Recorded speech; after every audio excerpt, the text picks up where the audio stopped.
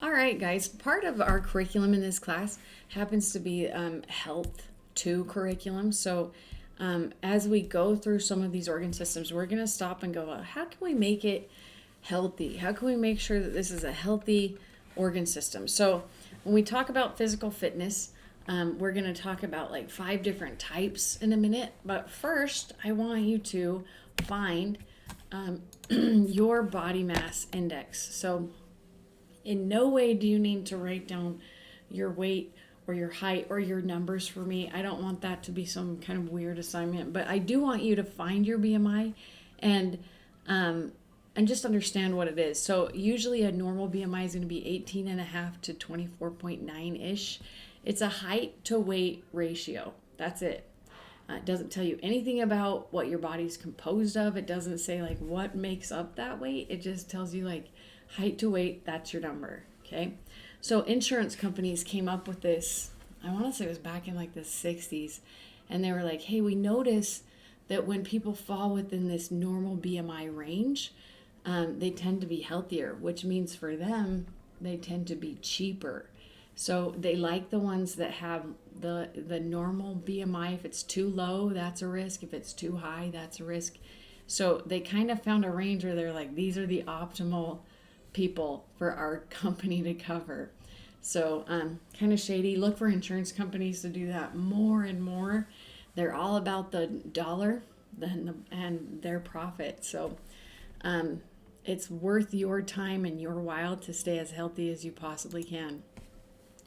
Okay, so to that end, we have 5 components of fitness that we can test, we can measure, we can see how you change and progress over time. So the first one is cardiorespiratory endurance. So how do your heart and lungs, how are they functioning? Are they doing well? So that's going to have to do with smooth muscle. It's going to have to do with your cardiac muscle. It's also going to have to do with your skeletal muscle. So all types of muscle are involved with cardiorespiratory endurance. Muscular strength, how much can you pull in one rep or how much can you push in one rep? Basically telling us like how much like brute strength you have in that one repetition. So a lot of times when we do like a one repetition max, we're looking at like how much you can push or pull in that one repetition. In muscular endurance, we want to see how long your muscle can go. So there will be things like an ab test that would fall under muscular endurance. Flexibility, that's that's the one I need to work on a lot more. So kind of think of where you're strong. Think of where maybe you have some issues. I tend to be super tight, so flexibility is something that's always on my goals. I need to actually change my flexibility a little bit. So kind of think of where you need some changes. Body composition is going to be like how much of your body is lean tissue versus how much of it is fat tissue. So to measure cardiorespiratory endurance, I'm going to have you do the Rockport walk test. So I will have a link to how to do that, how to measure it. But it's essentially going to be like, we want to get to a point where we measure how much volume you move, volume of oxygen, what's the volume of oxygen that you move during exercise. So in the clinic, when we did a VO2 max test, we would set it up so the treadmill started at like a 7% incline and they start at like 1.7 miles per hour. So we followed what's called the Bruce protocol. If you want to look that up, we did Bruce protocol for a stress EKG. So starts at a 7% incline. So a pretty good hill, but you're walking super slow. So it's super awkward. You feel okay for the first stage. That's the first 3 minutes. Every 3 minutes, that treadmill will go up an incline and it will go faster. So by the time you get to the end, you're generally jogging or running depending on what your fitness level is. But the longer you can stay on the treadmill while it goes through those stages, the more fit you are essentially. So since we don't have EKG leads and we don't have a way to measure your actual VO2, so we don't actually put a fighter pilot mask on you and measure the oxygen CO2 while you're exercising, we can get an estimate. So for this one, I'll have you do a Rockport walk test.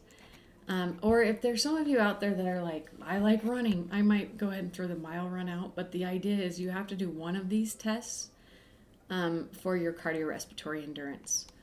Okay, and then the next test will be for muscular strength.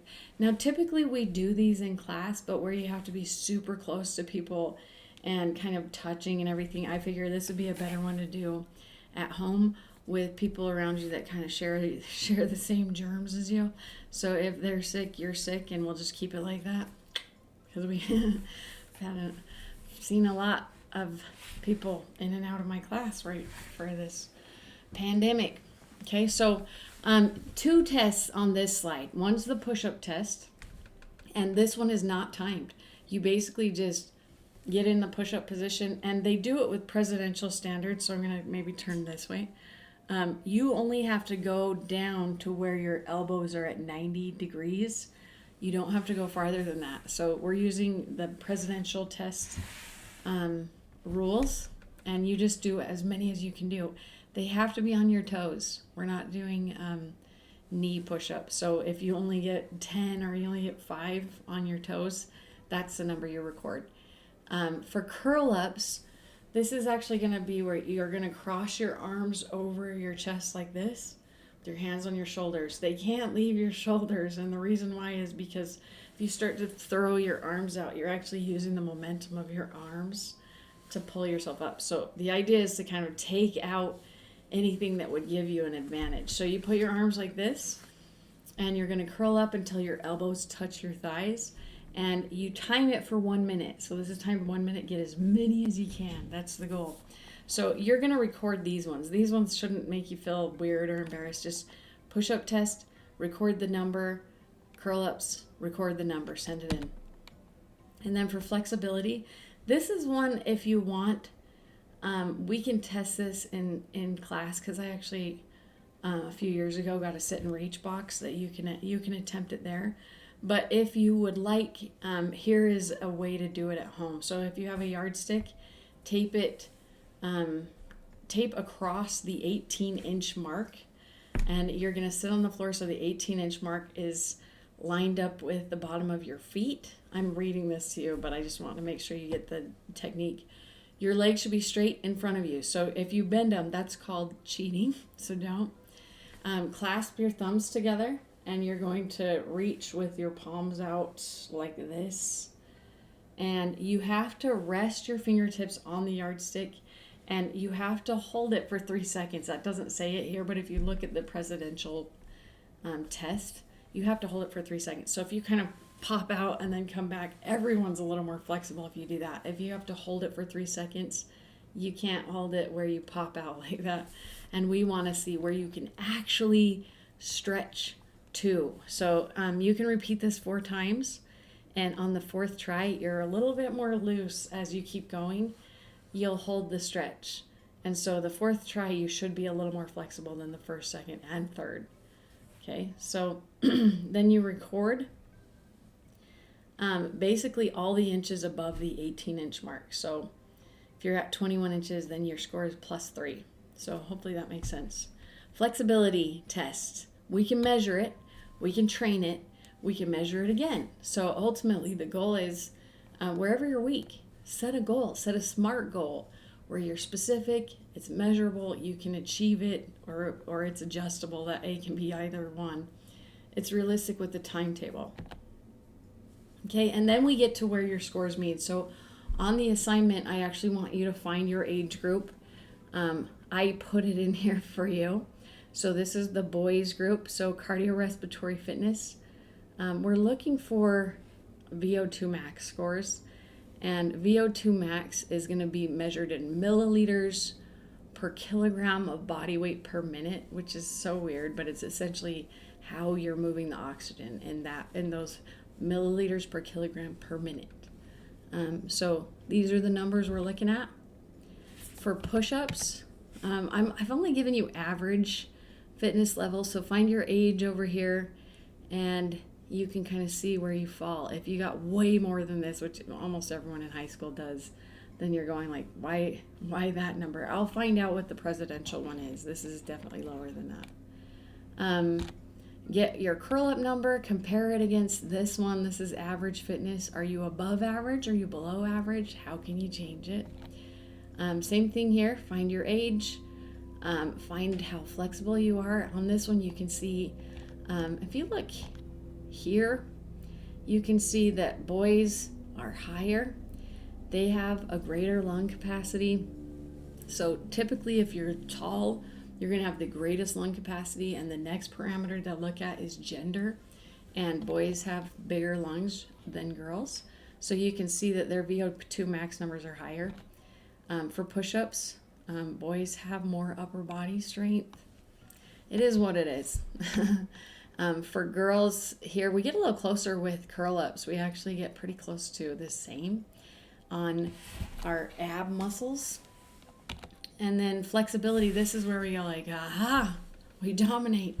Unless you're Roadhouse, and then you're just right there with the boys.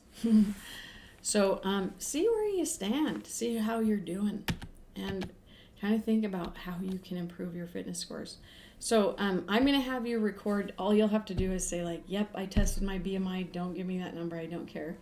And then go through and get numbers on each of these tests, compare it against what I have here in the PowerPoint, and that will be the assignment.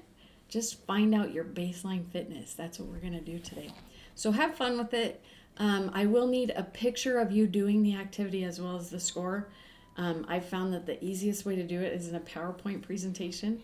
So that's how I would do it. It's easy to throw the picture in all in one presentation. So maybe where we've got like 5 tests, we could go cardiorespiratory. Here's a picture of me running.